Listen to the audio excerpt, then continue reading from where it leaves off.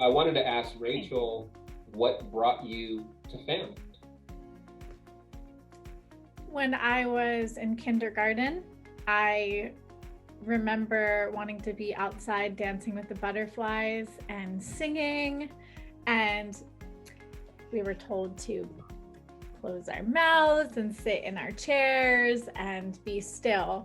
And I had so much energy coursing through my body and so much that I was experiencing. And it was hard for me to focus in school, and I wanted to be expressing, and I wanted to be acknowledged as a person, and I wanted to feel what I was feeling safely. So I remember crying to my mom and not feeling understood. And I felt my heart just break open, and I planted the seed, and I just vowed with the universe, one day I'm going to help kids be who they are, and I will be understood, and I will help kids be who they are.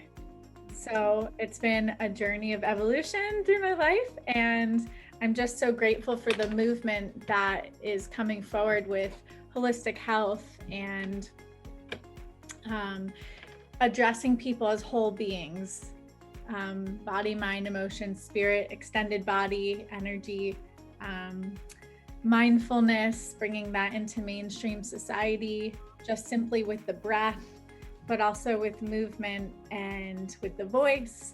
So just really giving children an outlet to feel and express as they are, where they are in school. And the same for teachers. That seed that was planted within me, I'm so thankful we are creating that change in the world, truly. It really warms my heart. Thank you. That's awesome. Thank you. I've heard bits and parts of this story over the last 9 months, but not the whole story. The one thing that you've really put a stamp on for me, from my perspective anyways, for FAM, has been that. It's for everyone to be heard, for everyone to be understood. It's such a beautiful thing to be able to say that a childhood dream has manifested or is manifesting, right? Who gets to say that? Like, wow. Can you go out there and say, like, what did you want as a child? Right? And what was your dream? And are you still following that dream? Are you there? Like, have you been able to? And so what a blessing. And it's very inspiring. Very. As you know, we know kids know. Mm-hmm. Mm-hmm. That's awesome. What about you, Stevie? What brought you to FAM? I have to say, listening to your story, Rachel, I had at first, before listening to your story, I had like 5 different answers. I was thinking, well, how am I going to fit all that in?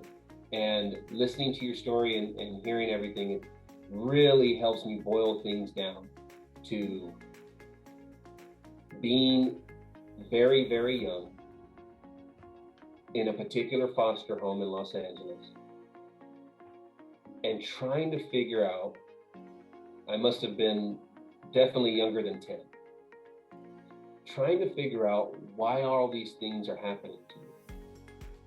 Why isn't my mother in my life? Why don't I know my father? Why am I going from home to home?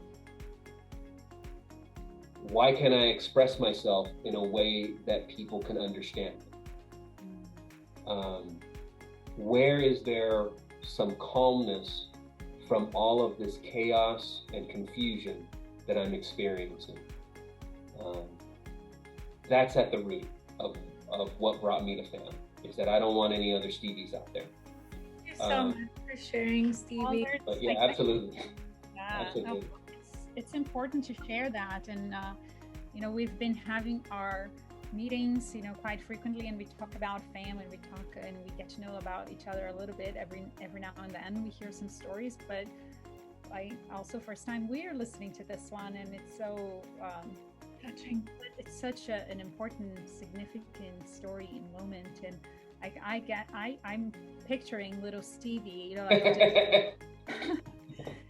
having those thoughts, and I'm like, oh my gosh.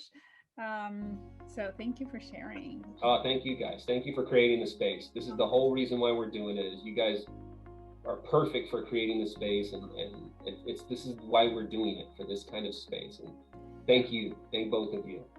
So Maria, we got to go in your direction.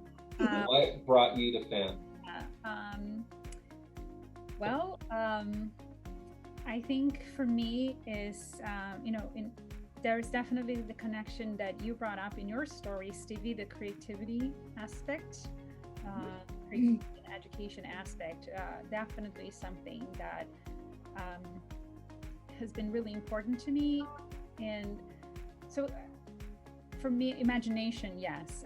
And I was just, I had the opportunity to work earlier today with some 8th graders, and I was, we were doing some applied theater, and one of the quotes I shared with them is a quote that I use a lot in my teachings and really has to do with the work that we do in FAM, and especially as a drama artist, is imagination is memory transformed by desire. Oh. And wow. Writing that down. Wow. And Augusto Boal said that. Awesome. And he was the creator of Theater of the Oppressed. And, so really art is so powerful, and we know this, right? We know that it has a power to heal, a power to transform, to change. And so it's learning through the arts, learning the arts. There's so many ways, right? There's so many avenues. There's so many reasons and beautiful reasons for us to do art. And then there's the aspect of the mindfulness, our emotions of like who we are, how we're feeling, connected to our minds and our bodies and our health and our wellness and our well-being. And as a drama teaching artist, as a meditation teacher, for me, FAM has been the perfect opportunity to mix all, my worlds that I've always seen a connection to. I mean, I've seen like what I do teaching theater, right, is applied theater. So teaching kids and adults that we are the protagonists of our own lives. But then in meditation, teaching that we have thoughts, right? But we're not our thoughts. We are the thinker of thoughts. And as the protagonist of our lives, we play roles, but we're not the roles we play. We're the player of roles. I've always seen the connection, and FAM really gives me that platform. I'm able to, bring those two together in a way that just, for me, it's just perfect. And I'm just so excited. It's like, I've seen this, for a long time. I'm like, and so I'm able to now bring this to everyone. But for me, the huge power of FAM in helping everyone feel better so they can learn better. And then the arts and what the arts bring to it is just in helping everyone, and students in particular, be able to imagine and desire, right? So just to be able to desire and imagine a different future is radical change, right? Because if you're stuck in a problem, in a challenging situation and oppression, and if you cannot see what life is without that oppression, then you're stuck, right? We need to be able to see the absence of that oppression. We need to be able to see a solution, right? We might not know how to get there yet, but we need to be able to see and visualize. I think FAM gives us that platform.